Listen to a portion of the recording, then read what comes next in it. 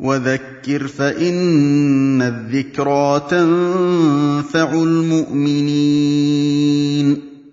Et la da'wa, l'islam, elle a besoin de la paix pour se répandre. L'islam, il ne se répand pas dans une ambiance de guerre, dans une ambiance de trouble. La paix, la sécurité, c'est une ni'ma azima, c'est un bienfait énorme, énorme. La sécurité et la paix, c'est nécessaire pour apprendre la religion et la transmettre. Quand les gens sont dans la peur, dans la crainte, tu crois qu'il a le temps d'écouter, d'apprendre des cours de tawhid ou quoi que ce soit? Tous les pays qui sont restés dans la guerre pendant des années, c'est le pays où les musulmans ce sont les plus ignorants, où le shirk il est répandu, où les bid'a, les sectes se sont répandues comme au Liban, et les ahbash se sont répandus, toutes les sectes bizarres se sont répandues. Pourquoi? Parce que la guerre civile, pendant des années, elle est restée. Les gens, ils n'avaient pas le souci d'apprendre leur religion, ils ont le souci de protéger leur vie, de préserver leur famille.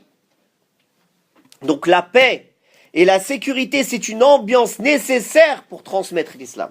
Et le prophète sallallahu alayhi wa sallam, c'est pour ça qu'il a accepté le pacte de Hudaybiyah, le pacte avec les Quraysh, même si à première vue ils étaient perdants dans ce pacte. Il y avait plus d'avantages pour les Quraysh, mais ils avaient besoin de ce temps-là pour se renforcer, pour enseigner l'islam, pour faire la da'wa, pour l'objectif pour lequel le prophète sallallahu alayhi wa sallam a été envoyé.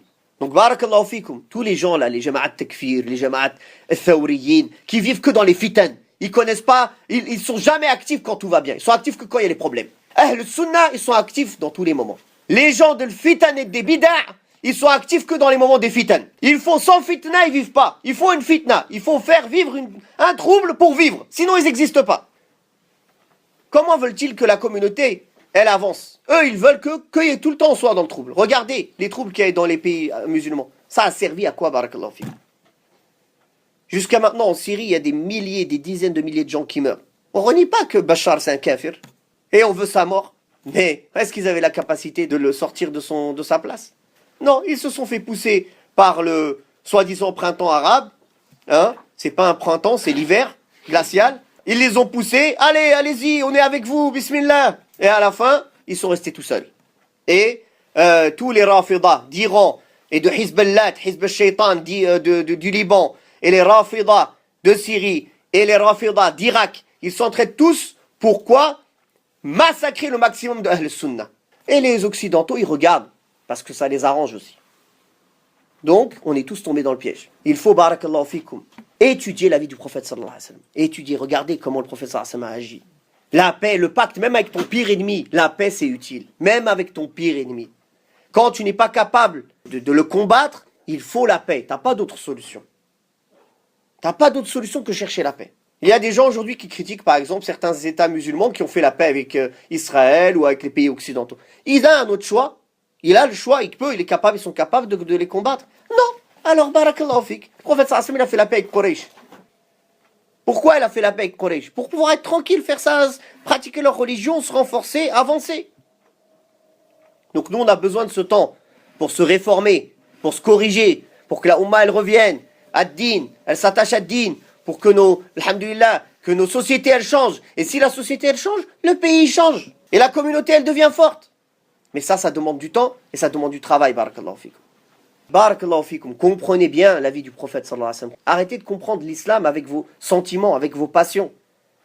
Les savants, du matin au soir, ils nous crient arrêtez, arrêtez, écoutez. Tout le monde prend les savants pour des vieilles personnes qui, comme ils disent, yakhraf. Il est en train de... c'est la personne, il est en train de radoter. Laisse le vieux, il radote. A'udhu billah.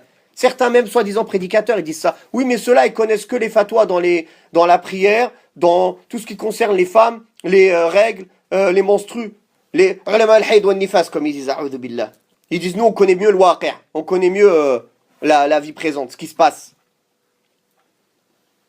Vous pouvez prendre les fatawas sur les adorations et l'aqidah chez eux, mais les fatawas politiques, vous les prenez chez nous, ils disent. Tous les gens qui sont proches des Ikhwan muslimin et ceux qui portent le fikr de Sayyid Qutb et de l'autre Surur et toute leur bande.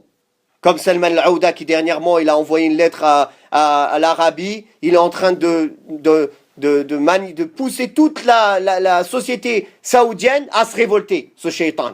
Et après ils disent non, ça c'est une nasiha. Ça c'est une nasiha que tu fais. Quelle nasiha ya shaitan? Quelle nasiha tu fais? Tu pousses les gens à mettre le trouble. Regardez la vie du prophète alayhi salam, comment elle est. Apprenez-la et pratiquez-la. Arrêtez d'écouter tous ces perturbateurs, barakallahu fikum.